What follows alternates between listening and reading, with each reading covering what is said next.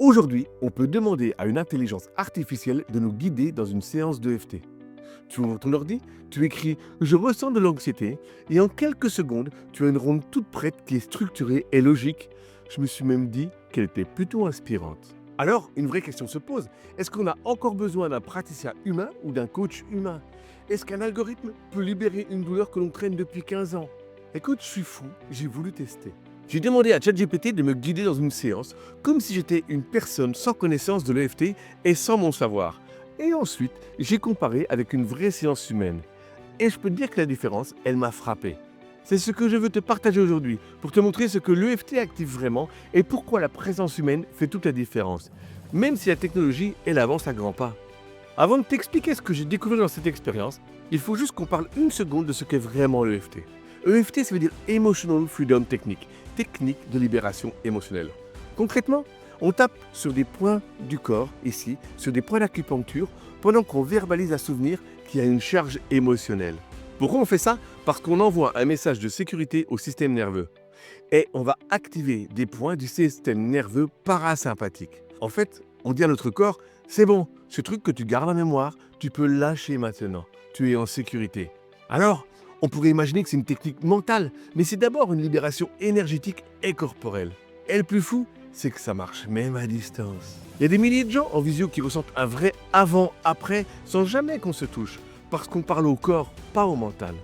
Et d'ailleurs, si tu découvres le FT avec cette vidéo, ou si tu as déjà vécu une séance, que ce soit avec moi, un autre praticien ou même en solo, écris-moi en commentaire ton ressenti avant et après la séance. Dis-moi ce que ça t'a apporté, ce que tu as ressenti, ou même ce que tu ne comprends pas encore. Ça pourra aider les gens qui nous regardent. Et si tu veux que l'EFT touche plus de monde, pense à mettre un petit like maintenant. Ça ne coûte rien, mais ça donne énormément de visibilité à mon contenu. Et je te remercie beaucoup. Alors, j'ai fait le test, j'ai ouvert ChatGPT et je lui dis, je ressens une angoisse constante, comme une boule dans la gorge. Peux-tu me guider dans une séance de FT? Et tu sais quoi? Eh bien, la réponse a été plutôt propre. Il m'a sorti une ronde claire, bien structurée, avec toutes les étapes. Il m'a proposé d'identifier l'émotion, puis l'intensité sur une échelle de 0 à 10, et des phrases d'acceptation. Et même une séquence de tapping point par point.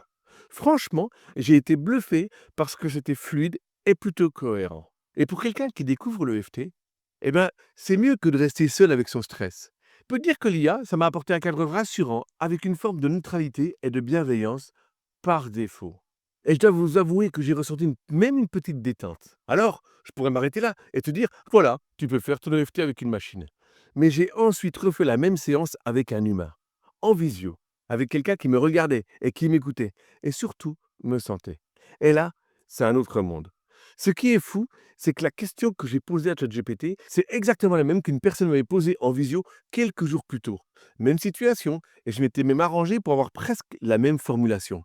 Sauf que cette fois, j'étais en face, en visio, j'avais le rythme de la personne qui posait des silences et qui avait les yeux rouges. Avec, tu sais, ce petit moment où elle m'a dit «Hein, j'ai l'impression que ça monte là», et ce micro-sourire après une larme. C'est là que j'ai compris que ce que l'IA ne pourra jamais capter. Bien sûr, elle est capable de structurer et d'organiser, et elle peut te guider avec calme et clarté, mais elle ne ressent pas ce que tu vis à l'instant où tu fais ton tapping. Et ça l'empêche de s'ajuster.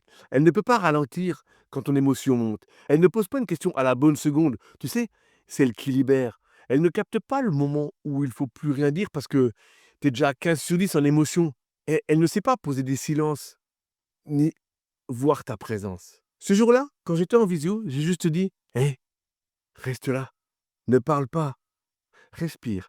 Et on continue à faire le tapping. Juste, on est ensemble. Et c'est là que ça s'est libéré, parce que j'étais là, vraiment là. Je le dis souvent, le l'EFT, ça n'est pas magique, ce n'est pas non plus une recette à suivre au mot près, parce que c'est d'abord une rencontre entre deux personnes. L'une qui a un vécu, un corps et des émotions, et une présence qui t'aide à écouter ce que toi tu ne veux plus entendre.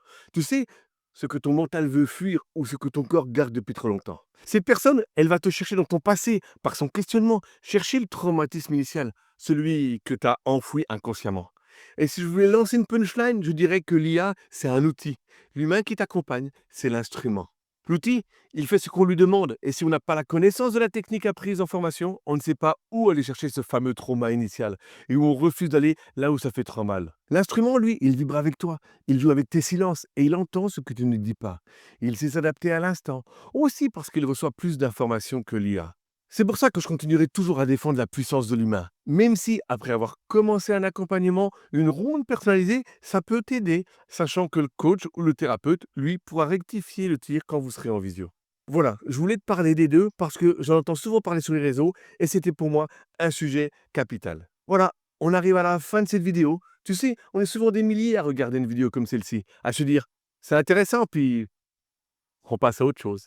Mais si tu es resté jusqu'ici, c'est peut-être que quelque chose t'a parlé. Tu sais, une phrase, un doute, ou tu as ressenti une émotion ou une envie d'aller plus loin. Dis-moi en commentaire ce que tu penses. Est-ce que tu as déjà testé le l'EFT, seul ou accompagné? Est-ce que tu serais prête à tester avec une IA? Ou c'est hors de question. Je te promets, je lis tout et je réponds à tout. Parce que ce lien entre nous, il est précieux. Il est aussi précieux que le lien que l'on a quand on est en visio.